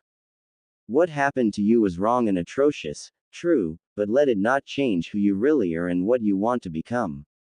Naruto had seemingly calmed down and looked carefully at his father. I had once hoped that either you or Menma would become Hokage, but after all that I seen through your eyes and what had happened, I realized that this hope is beyond me now. However, what my real desire and wish was is for my son to find his own way in life, to build his own life, free of chains of anger and rage, to be happy with those closest to him and not let his past control him. That is what I ask of you, Naruto. Build your own life, but do not let the anger pave your way. Leave behind Konoha and all the nightmares it inflicted upon you, and walk towards the brighter future with no strings attached. My mother had entrusted you with the legacies of both Uzumaki and Senju, and I know that you put it to great use. So, can you do this for me, to live a life free of anger on Konoha? Naruto had listened to his father well and contemplated all that he had heard from him. And, as much as he had wanted to disagree with him because of his fury, his father was right. Leading a life in rage and anger would only result in Naruto becoming someone like Sasuke, an avenger and traitor, a person that cares nothing for the others and even his own life. And Naruto has already seen what revenge and obsession with anger has done to people, him being one of the victims of that kind of people. If he were to slip into the same kind of abyss, he would only become just like the lot of them, the same as the people he despises the most. No, Naruto didn't want that, never in his life. His mother and village may they hurt him and nearly destroyed him, but he wasn't going to become just like them, never. He would build his own life, the life away unattached to Konoha and its corruption, he rise above it and be better than Sasuke, Jiraiya and the rest of them. If it comes the time when Konoha comes to confront him, he face them and show them that he is a far better person than the rest of them, and a much greater shinobi than all of them. He will build his own shinobi path, his true shinobi way of life and prove to the world that he, Naruto Uzumaki, is not a demon, obsessed with revenge and anger, but a man and shinobi of true value and ideals. Smiling and finally letting go of his anger, Naruto looked up to his father and spoke up. I will, Dad. I do that. Naruto smiled to him, with Minato smiling back. You just wait. I build my own life and I become the best shinobi out there, one that you can be proud to call your son, Dadbao. Naruto shouted in his usual way, before shutting himself up, while Minato chuckled a little bit at this. I believe you, Naruto. And I have faith in you. Minato said truthfully to Naruto, embracing his son in a fatherly hug. And I am already proud of you, more proud than I could ever be. I be looking after you, Naruto. Minato began to dissipate, drawing Naruto to tears and shock. Don't worry, since the seal hasn't been broken, and you haven't unleashed the eight-tailed, I will remain in here for a time being, in case the fuzzball decides to try anything funny. Oi, who do you call a fuzzball? I am an intelligent and culturally attuned kitsune, you blonde monkey. Kurama shouted in indignation. Your great-grandparents were often at awe at how intellectual I am, especially that great-grandfather of yours. He even had asked me for help with that gambling of his. Hey, I believe you. Minato simply chuckled to her, before turning back to Naruto. Naruto, take care of yourself. We meet again someday. I will, and thank you, father. Naruto smiled through tears to him, as Minato dissipated, leaving his son with a renewed vigor and inner fire burning within him with greater brightness than ever. Flashback end. Present day. That day had changed life in more ways than one and had paved the way for the young blonde path forward. He left behind him his hatred for Konoha and any notion for revenge for them, breaking free of it all and unleashing his soul for the endless possibilities of the world. Don't get him wrong. What Konoha and Kushina had done to him will not be forgotten or forgiven, and there was anger about it all in Naruto, but it would never be the guiding force behind him, oh no.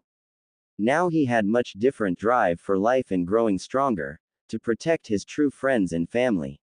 His father had opened his eyes to it, and Naruto will forever be grateful to him for this, because in the end of it all, were it not for his words, he wouldn't have Kurama, Yugito, Matabi, Yusaka and Masamune.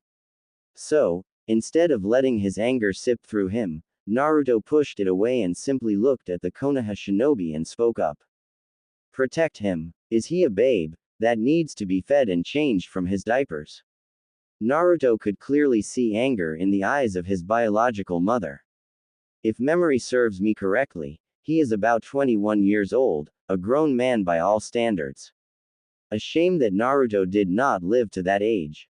That brought a surprise reaction from everyone, especially from Kakashi, Hinata, Kurenai, Sasuke, Sakura and Kushina. You knew Naruto. Kushina asked of Hanzo in a surprisingly quiet and even desperate voice. Why you knew my son? Bullshit, how come you could knew of the Dobi?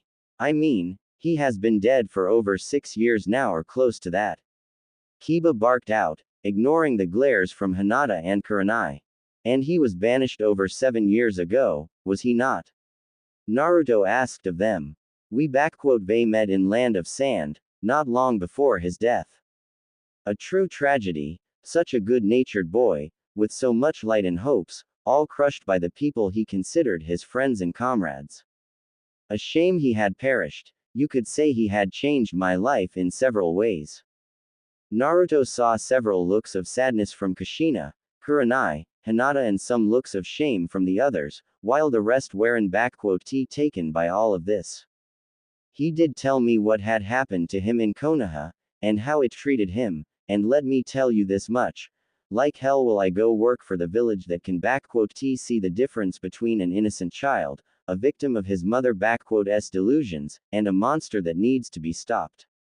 Now, if you are quite finished, I suggest you get your sorry assess off my property before I kick them out of here. And tell that perverted frog of a Sannin to stop hiding. I could smell his stench from Kumo. Naruto glared at the tree, from which hopped out Jiraiya, slightly older looking, but also considerably more annoyed at what Hanzo had told him. You have quite a foul mouth, Aaron tu. Do you even know who you just insulted? Jiraiya said in a prideful manner. I am the sage of Mount Myoboku, the wet dream of all ladies from east to western. And I don't give a damn. Naruto simply cut him off, looking at them all. Now, you said what you want, or is there another reason why are you here? Hanzo-san, please reconsider. Konoha council is ready to offer you a very substantial reward for your services in money, and you will also be granted a compound of your own for you and your family within Konoha wall. Kushina decided to press on. All we ask of you is to help us destroy the Akatsuki and protect our village from them. In return, in addition to all of the above, you be granted a citizenship of Konoha, status of Jonin and more. You even be permitted to become a shinobi of Konoha and even be recognized as a head of your own clan, when you decide to establish one. In other words, you want me to come to Konoha and destroy Akatsuki, and in return, I be made into one of your Jonins, with compound and rights of a clan head. Naruto raised an eyebrow at them all, with Kushina and Jiraiya nodding to him. Do you take me for an idiot? I know that your village has seen it better days and that Iwa and Kumo are eyeing up for a rematch for the past wars, not to mention your alliance with Suna is long over and they are with Iwa and Kiri. And let not forget that there is also the issue of Otogakure and Orochimaru still being at large after so many years after the invasion. Even with all the clans, talented shinobi, Sannins, former and current Jinchuriki of Kyuubi, Konoha doesn't stand a chance if all those forces decided to descend upon you all. And your solution to this problem? Start recruiting Ronins, shinobi without a crime record and any allegiances to other villages, mercenaries and hired blades, people that have seen blood and tasted war.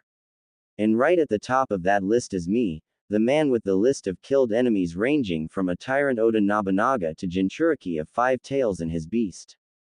None of the Konoha shinobi had retorted otherwise, knowing that all of what Hanzo Hattori has said was true.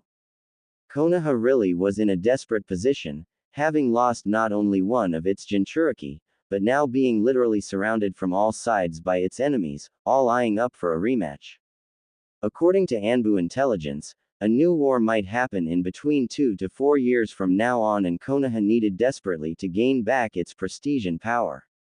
Having lost almost the entirety of Uchiha clan had greatly diminished the power of Konoha initially, and even if Sasuke were to breed with women now, Konoha wouldn't have any Sharingan users capable of fighting anytime soon, not in 12 years at minimum. They needed strong and powerful shinobi now, and no matter how talented and promising today generations were, nothing beat an experienced veteran of war and battles.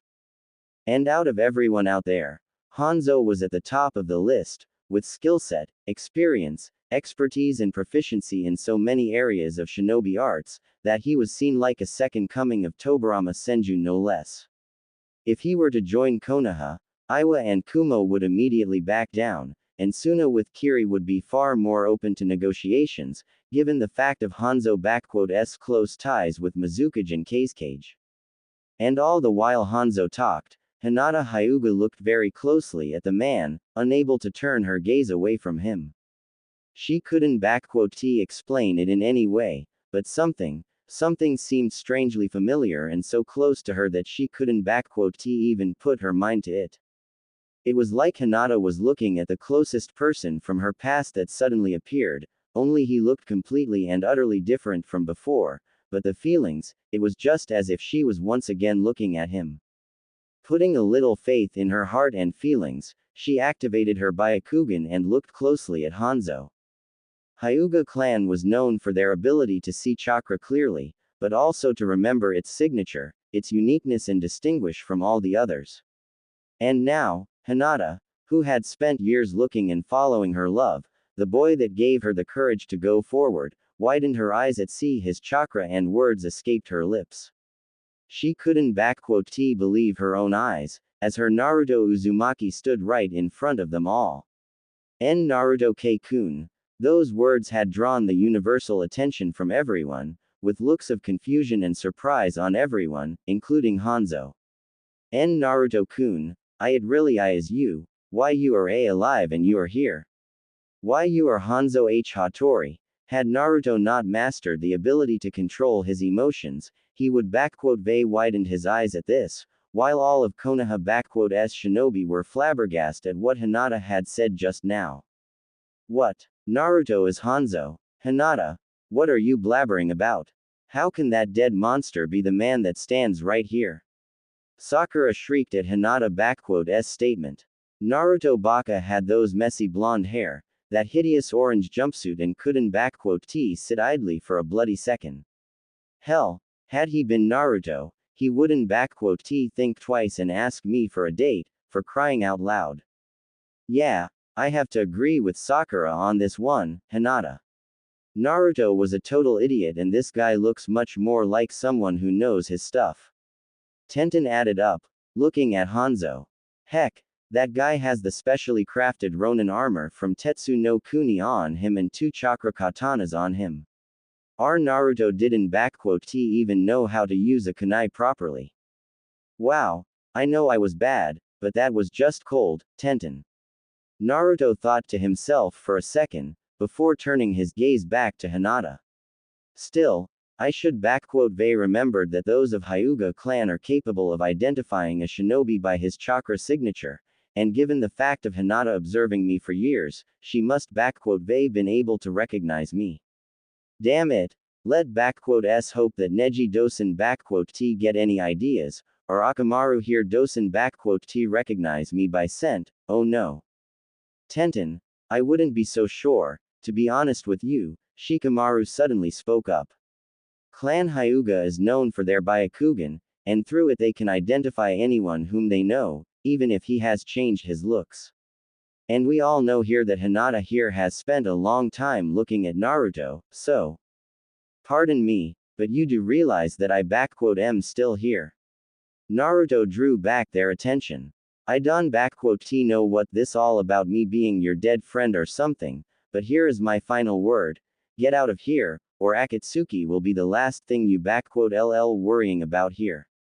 Hanzo already put his hand upon the blade and everyone got into the fighting position again. And no, please, Naruto-kun, Hinata had tried to plead to him, but she was cut off by him. For the love of, girl, you are mistaken.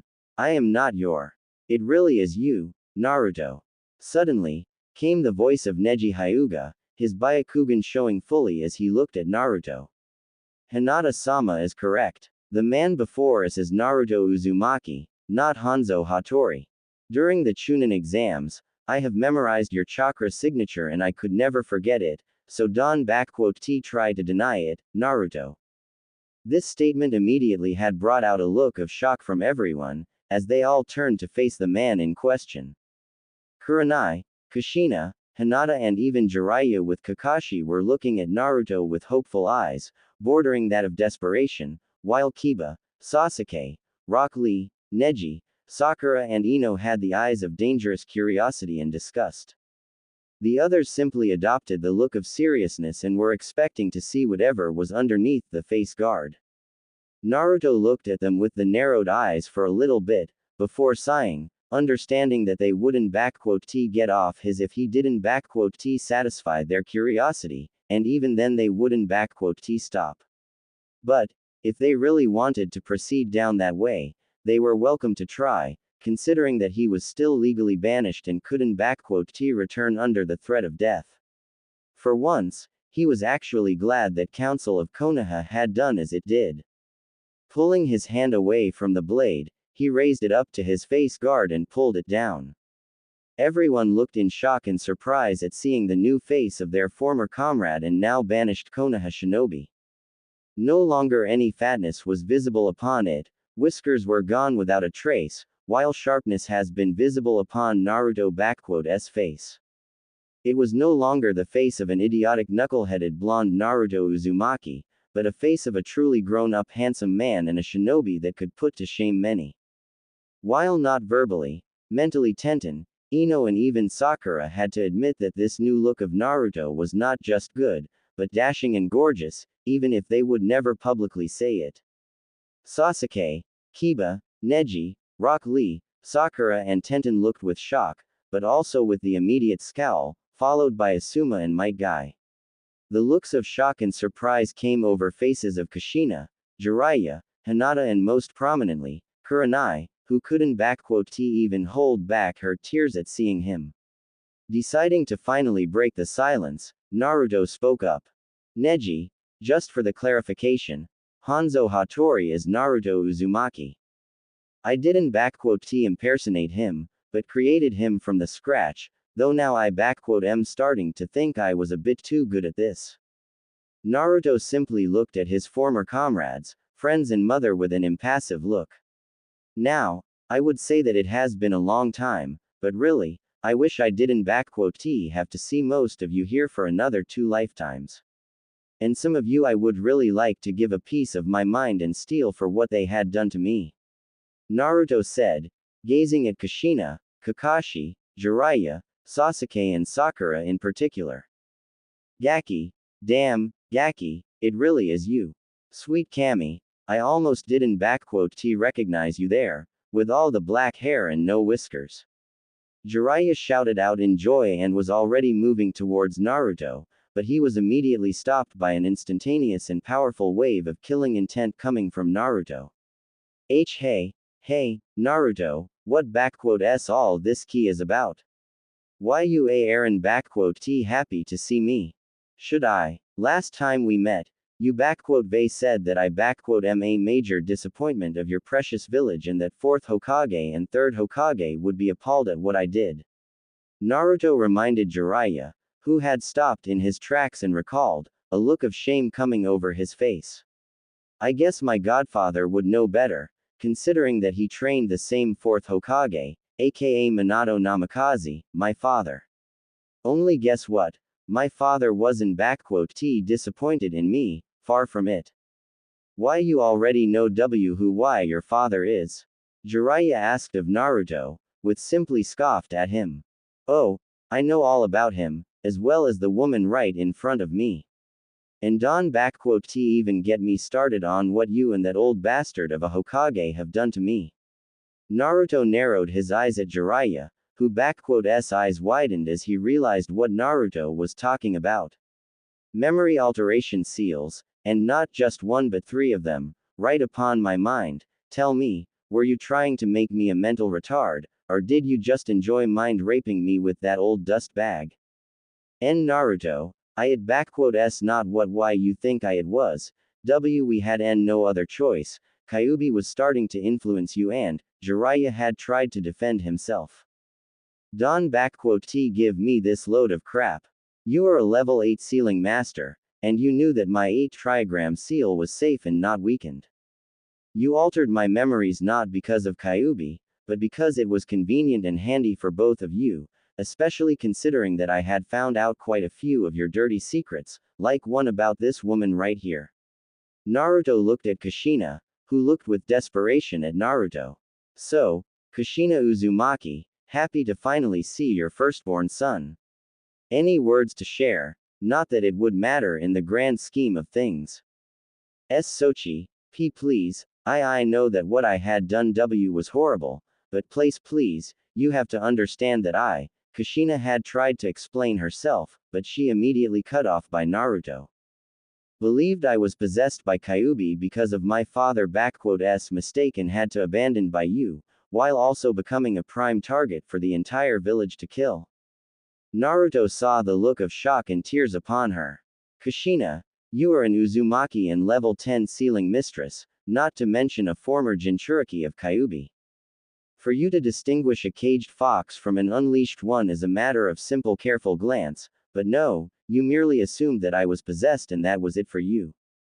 Do you even know how many times I have been sent to hospital, before I turned 3 years old? I was not just hunted down by villagers, but bloody genins, chunins and jonins, hell 2 of the jonin here had tried to take my head here, all because of you. Naruto turned his gaze at Might Guy and Asuma Sarutobi. Isn't that right, Guy, Asuma? With Guy it's self-explanatory, but with you, Asuma, that heen of yours nearly sliced my head off my shoulders back then. I still don't understand what did Kurenai Oni-chan had found in someone like you. Kurenai widened her eyes and her mouth was agape at hearing what she did. Oni-chan, Naruto, oh my little bundle of joy, you remembered. You remember again, wait, Asuma, hunt, heen, slice, Kurenai's joyful thoughts immediately turned to one of murder as she glared at Asuma Sarutobi right there. Asuma, did I hear that right? You had partaken in fox hunts and nearly killed Naruto. Asuma shuddered when he met the murderous gaze of his former girlfriend. I didn't know any better, and I thought that he really was a Kyuubi and, Asuma had tried to defend himself, before realizing something and turning back to Naruto.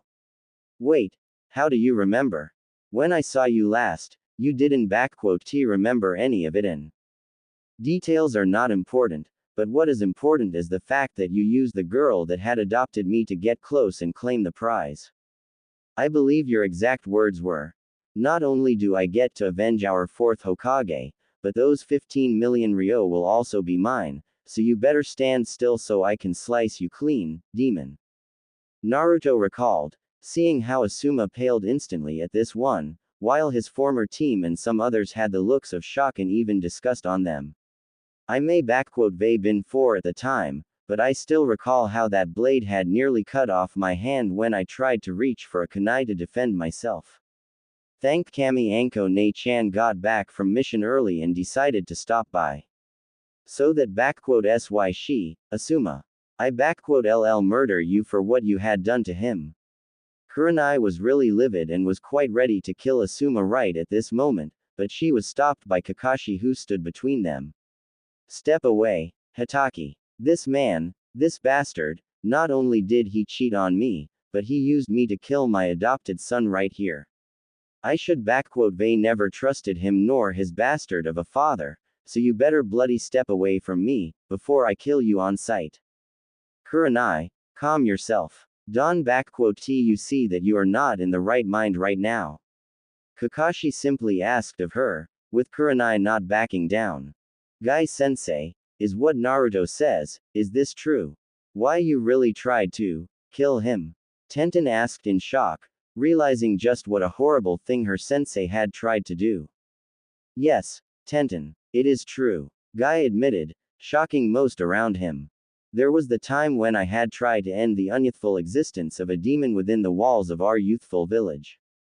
For he was plaguing the shinobi and civilians alike with deception and deceit, and as a youthful beautiful green beast of Konoha, it was my duty to end its existence before it had plagued even more people. Guy said in his usual manner. And I had nearly succeeded, had the fox not unleashed his unyouthful foul power and drawn attention from the corrupted Anbu. But I swore upon 4th grave and my own honor, that I would eventually end this monster, one way or another, for I am the youthful green beast of Konoha, might Guy. Oh, Guy-sensei, you are absolutely right. Naruto had always used foul play and cheated, so he must be a true unyouthful demon. Let us vanquish him together, and if I fail I shall do 10,000 push-ups with just one pinky and 100 laps around Land of Fire. Rock Lee immediately agreed with his sensei, which drew shocked expressions from Tenten, Kurenai, Hinata and some others. Well, if you wish, I welcome you two to try. Only you LL have to be running those laps in hell, Lee, because if you attack me, I LL be more than happy to send you straight in there. Naruto warned him and the others, turning to Kurenai. And Kurenai Oni-chan, while I would enjoy you killing this guy right here, best not to do it. I wouldn't want to see you or Anko Ne-chan becoming Nuke Nin for no good reason. Better if I take his head off, if you do not mind. One be the first Sarutobi I they killed, nor a first Konoha shinobi. Naruto let out a dry chuckle, seeing the shock and a bit of fear in the eyes of his former comrades. Naruto, had I not known you, I would they assumed you were threatening us here. Kakashi suddenly spoke up to him. You know that making such baseless threats is really showing off your unintelligence, right? After all, even if you had left the village, no true Konoha shinobi would kill his own kind, even if he was under a different name. And I know that you are not a murderer, Naruto. And who said anything about it being baseless threats, Hitaki? Naruto asked him with a deadpan voice. I have been banished, all of my property and money stolen because of false charges, the people I thought were friends turned on me in a blink of an eye, not to mention that I received more injuries and been closer to death within Konoha more times than I was out in the field. And did I mention how my mind was altered just so I could stay docile, dumb knucklehead? By all accounts and means, I they got more reasons to wish death upon Konoha than Madara and 3rd Tsuchikage combined. And as for that last part of yours, 3 years ago, on borders between Land of Wind and Land of Stone, a group of Konoha shinobi numbering 27 Chunin and Jonin had been tasked with intercepting Kazekage and his escort, preventing the talks between him and Tsuchikage from happening. The orders were to either stall, or to kill on sight. Nobody returned and 5 days later, their bodies were brought back on a cart by a villager from Land of Rivers, whom I paid good money to get their bodies back to their families, along with a warning, remember. Naruto let out a small smirk at a sight of shock coming over most of the shinobi out here, who realized that he was the man behind the infamous River S massacre, one of the worst recent defeats of Konoha, when all participating shinobi were brought back, all dead, brutally murdered and some barely even recognizable. It was assumed at first that this was the work of Akatsuki, someone like Itachi Uchiha, or it was a team of Kiri S Anbu. But, to hear that Naruto Uzumaki, who had always sprouted around that he was going to become a Hokage and was considered to be the dead last of their generation, had actually gone and killed all of them, his fellow village S shinobi, in cold blood and without mercy, it was a hard pill to swallow, and many couldn't even believe it to be true. Dobi, do you expect us here to believe you? It is common knowledge that it was my brother who had killed them back there, having taken a contract from Kazekage. Sasuke retorted to Naruto. You may look different, but you are nothing more but a dead last, whom you LL always be, no matter what. Yeah, Sasuke-kun is right. You are just an annoying little pest that can compete with real shinobi like us here. You probably just changed your looks so that you can look cooler and try to get me to fall for you, but it won't work. Sakura shouted at Naruto, who looked at her with a, are you shitting me, look. Good Kami, was I really that dumb to have a crush on? Oh, right, I was that dumb. Naruto mentally sighed before speaking up. Sakura, I don't know what has given you that idea, but let me assure you of something. I they traveled all over the elemental nations for over 7 years and have seen many, many beautiful women and girls, and compared to them, You are like those frogs Kasama Sanin here fantasizes about in his sleep. And as for the change in looks, I have an S-rank nuke nin organization after my head, plus you Konoha idiots wouldn't let me live in peace, not to bloody mention me holding a Kyuubi inside me, so I needed to make a couple of changes, in order to survive and not become a prime target for all world to take. So, those reports from Gaara, Tamari and Kankuro about your death at the hands of Suna S nuke nins were false. But they brought back your corpse. Lady Tsunade and Shizune personally have examined it and confirmed it was you. Shikamaru stated to Naruto in shock, who merely smirked. We had mourned your death, Naruto. We buried your body and Konoha was had the biggest celebrations since its founding, which lasted for 2 days without end, I hear.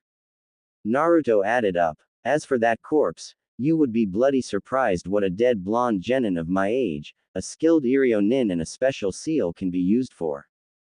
Gaara was more than happy to provide for the first 2, while the last I done on my own. What better way to disappear than to die? And after that, it was only a matter of dyeing my hair black, since it s the most common color on the planet for hair, changing the hairdo, and getting rid of whiskers through a very precise and a little bit discomforting operation, but damn if it was worth it. What a drag, you clever bastard, to think that Choji and I were crying over a fake corpse. Do you even know how bloody painful it was for us all? Hinata, Kurenai-sensei, Anko, your mother you vey broken so many hearts with that stunt. Hell, Lady Tsunade and Shizune were openly crying over that damn coffin during the procession. Have you thought about what it would do to us? Shikamaru screamed at him. We know what we said was wrong on many levels, and we were sorry, but that was just cruel and horrible. Shikamaru, just because you, Choji and some others among you realized what you vey done dosen t excuses you, nor grants you forgiveness. Naruto stated coldly. Now, enough about all of this. I am still technically banished from Konoha and can t return, so me going back would be signing up my own death warrant, and according to my punishment, I can t go back under any circumstances, so.